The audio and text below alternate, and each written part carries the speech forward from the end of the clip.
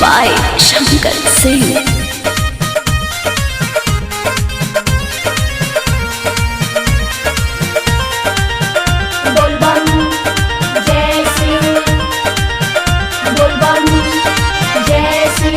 काल्हे हसावन के पावन सोमारी जलवा चढ़ावल जाई संगे पारी। काल्हे हसावन के पावन सोमारी जलवा चढ़ावल जाई संगे पारी। गले के लोटावा के हो जलावा भोरे शिवालावा चली आई हा।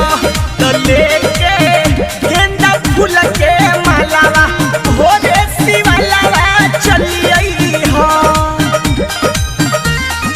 बम बम भोले जय शिव भोले।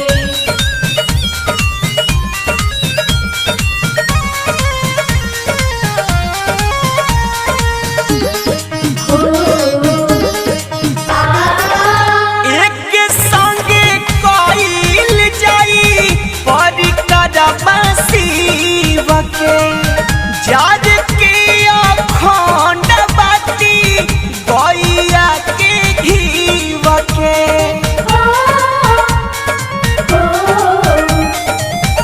एक संगे कोइल जाई परिक्रमा शिव के जार के अखंड बाती गैया के घीव के। तो हरियर पटरी सिरा फलावा लेके शिवालावा चली आई हा। तो लेके लोटकी में हो जलावा भोरे शिवालावा चली आई हा।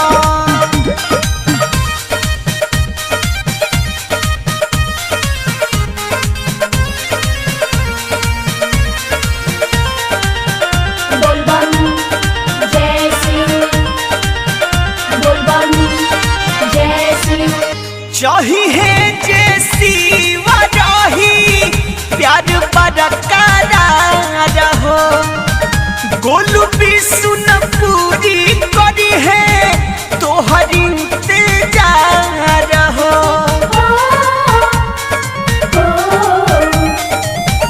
चाहिए जे शिव रही प्यार बरकरार हो।